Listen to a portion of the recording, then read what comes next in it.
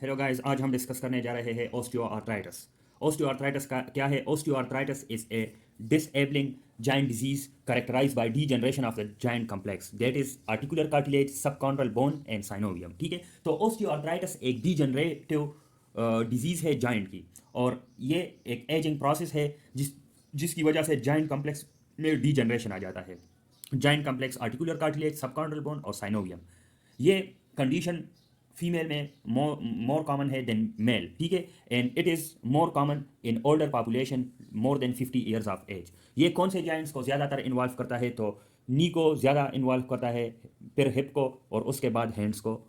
ठीक है, और वर्टिब्रा को भी ये इन्वॉल्व कर सकता है। ठीक है, इटियोलॉजी इसकी क्या है? इटियोलॉजी इसकी कुछ खास नहीं है, ये बस डीजनरेटिव डिजीज़ है, एजिंग प्रोसेस है, वेयर एंड टेयर या over use of the giant की वजह से होती है। ठीक है, over use of the Giants की वजह से ये डिजीज हो जाता है। लेकिन इसके रिस्क फैक्टर्स बहुत है। रिस्क फैक्टर्स दो किस्म के हैं, एक मॉडिफाइबल रिस्क फैक्टर्स और एक नॉन मॉडिफाइबल रिस्क फैक्टर्स। तो ये जो ओबेसिटी और ओवर यूज है, this is modifiable risk factors, और ये जो सारे हैं this is non modifiable risk factors for osteoarthritis. That is age, इसमें सेक्स भी है, sex more common in female than male. Family history of osteoarthritis, joint injury या ट्रामा, एनाटॉमिक फैक्टर्स, एनाटॉमिक कुछ फैक्टर्स हो like congenital dysplasia of the joint, या varus हो गया, valgus हो गया, ये एनाटॉमिक फैक्टर्स भी हो सकते हैं। इसी तरह डिपोजिशन जॉइंट डिजीजेस भी हो सकते हैं। डिपोजिशन जॉइंट डिजीजेस में कौन कौन से आते हैं? इसमें गाउट आता है, सूडो गाउट आता है, इसमें विल्सन डिजीज आता है, हीमोक्रोमेटोसिस आता है। तो ये इसके रिस्क फैक्टर्स है। इसके क्लासिफिकेशन दो है, and it is based on the etiology या कास ऑफ द ओस्टियोआर्थराइटिस। तो या तो ओस्टियोआर्थराइटिस इडियोपैथिक ओस्टियोआर्थराइटिस होगा जिसका कुछ आइडेंटिफाइबल कास नहीं होता, लेकिन ओवर यूज और वेयर एंड टेयर की वजह से ये ओस्टियोआर्थराइटिस हो जाता है, दैट इज इडियोपैथिक ओस्टियोआर्थराइटिस। फिर है सेकेंडरी ओस्टियोआर्थराइटिस, तो इसका कुछ ना कुछ सेकेंडरी कास होता है। जिस तरह ये है डायबिटीज़ की वजह से हो सकता है, Wilson disease, alkaptonuria, Ehlers Danlos syndrome, trauma, joint trauma, congenital joint diseases and haemochromatosis. तो ये सारे सेकेंडरी ऑस्टियोआर्थराइटिस है। ये इसके कासेस है, मतलब एक इडियोपैथिक है जिसका कोई आइडेंटिफाइबल कास नहीं होता। ठीक है, फिर इसकी पैथोफिजियोलॉजी बिल्कुल सिंपल है। क्रॉनिक जॉइंट स्ट्रेस और एज की वजह से, ज़्यादा एज की वजह से क्या होता है? There is decrease in proteoglycans. जब ये डिक्रीज हो जाता है तो कार्टिलेज की इलास्टिसिटी लूज हो जाती है, लॉस हो जाती है। ठीक है, मतलब ख़त्म हो जाती है। उसके नतीजे में क्या होता है? जॉइंट्स की डीजनरेशन और इन्फ्लेमेशन होता है। ठीक है, जॉइंट की डीजनरेशन और इन्फ्लेमेशन, क्योंकि दो बोन्स को कनेक्ट किया होता है कार्टिलेज ने, आर्टिकुलर कार्टिलेज। लेकिन जब आर्टिकुलर कार्टिलेज की इलास्टिसिटी कम हो जाती है और वो बिल्कुल वीक हो जाते हैं, तो उसकी वजह से डीजनरेशन होता है और उसके नतीजे में इन्फ्लेमेशन भी होता है। ये दोनों की वजह से, डीजनरेशन और इन्फ्लेमेशन ऑफ द जॉइंट की वजह से क्या होता है? जॉइंट स्पेस नैरोइंग होती है, क्योंकि जब बोन्स एक दूसरे के साथ टकराते हैं तो उनका वो स्पेस कम हो जाता है, जिसके बीच वो कार्टिलेज, आर्टिकुलर कार्टिलेज, वो भी ख़त्म हो जाता है। तो डीजनरेशन की वजह से ये जॉइंट स्पेस नैरोइंग हो जाती है। इस तरह फॉर एग्जांपल इस तरह जॉइंट स्पेस था तो ये नैरो हो जाती है। ठीक है, और इसी तरह स्क्लेरोसिस ऑफ सबकॉन्ड्रल बोन भी होता है। सबकॉन्ड्रल बोन, जो आर्टिकुलर कार्टिलेज के नीचे जो बोन होता है, उसको सबकॉन्ड्रल बोन बोलते हैं। ठीक है, इसके क्लिनिकल फीचर्स क्या है? क्लिनिकल फीचर्स में पहले है पेन ड्यूरिंग और आफ्टर एक्सर्शन। और जो पेन होता है इसका, ये काम के साथ या एक्टिविटी के साथ ज़्यादा होता है, या एक्टिविटी के दौरान भी होता है, और ये रेस्ट के साथ रिलीव होता है। तो इसका रिलीविंग फैक्टर क्या है? रेस्ट है।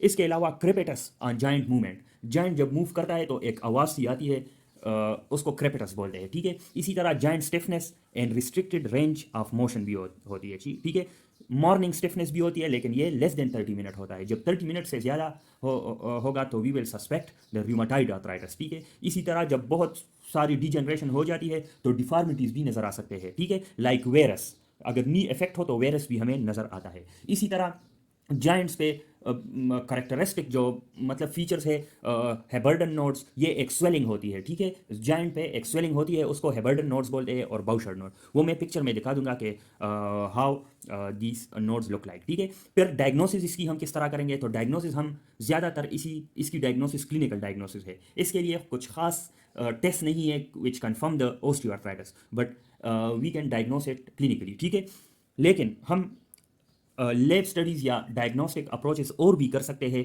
To support our clinical diagnosis. ठीक है, जैसे कि हम इमेजिंग कर सकते हैं। इमेजिंग में हम सबसे जो मेन इन्वेस्टिगेशन है वो एक्सरे है, और एक्सरे पे ओस्टियोआर्थराइटिस के कौन से फाइंडिंग्स हम देखेंगे। एक irregular joint space narrowing, subchondral sclerosis और ओस्टियोफाइट्स। ओस्टियोफाइट्स को बोन स्पर्स भी बोलते हैं। ये बोन के एजेस पे कुछ स्वेलिंग होती है, ठीक है, या इसकी बोन की कुछ एक्सटेंशन होती है, उसको ऑस्टियोफाइट्स बोलते हैं। ये भी डीजनरेशन की वजह से होती है और साइनोवियल हाइपरट्रोफी, बोन हाइपरट्रोफी की वजह से होती है। वो उसके इसके पिक्चर्स में दिखा दूंगा। फिर लैब टेस्टिंग भी करते हैं लाइक ईएसआर और CRP to rule out the inflammation.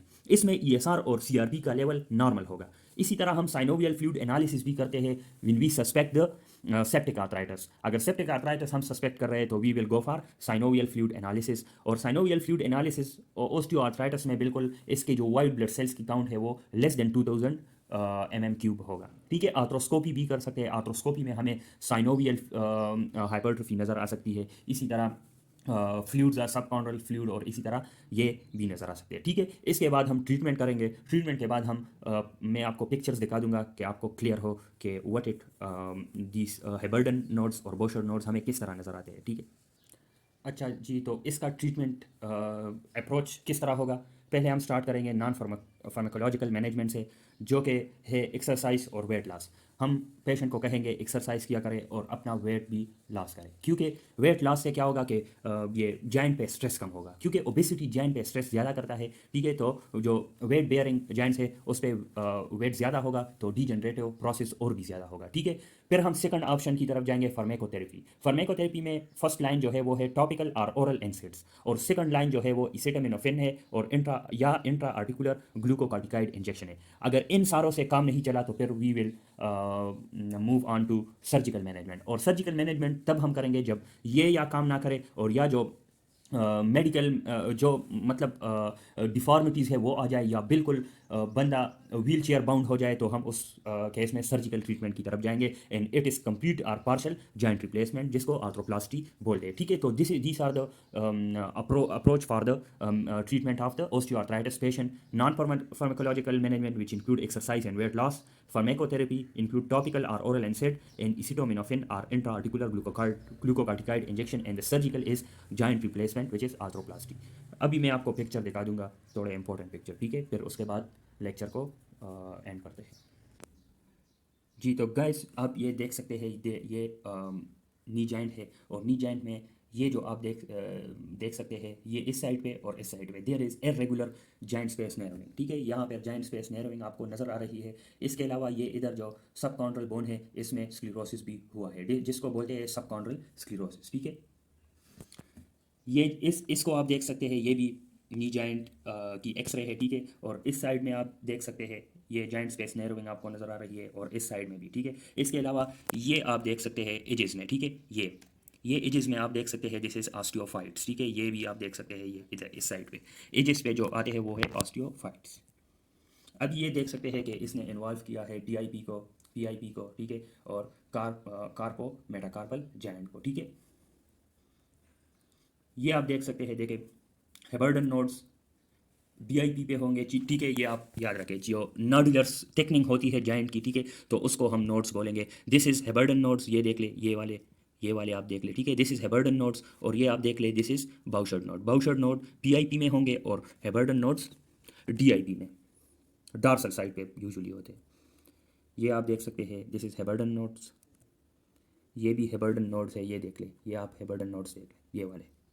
इसी तरह इस फिंगर में भी है, डीआईपी पे ये होंगे।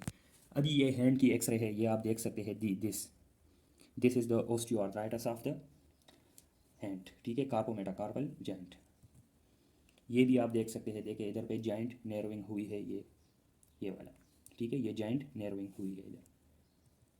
इसी तरह आप ये इधर देख सकते हैं, देखिए ये this is the joint narrowing seen in the foot, ठीक है। ये फुट में आप देख सकते हैं, ये भी फुट की एक्सरे है, और इधर आप D generation of the joint देख सकते हैं, ये देखें इधर, ठीक है। ये ओस्टियोफाइट है, देखें this is are the osteophytes, ठीक है। और ये सबकॉन्ड्रल स्क्लेरोसिस है, this is subchondral sclerosis, and this is joint space narrowing, ये भी है। दिस इज हेबर्डन नोड, क्योंकि ये डीआईपी भी है। तो ये आपने देख ली इसकी पिक्चर्स भी। Thank you.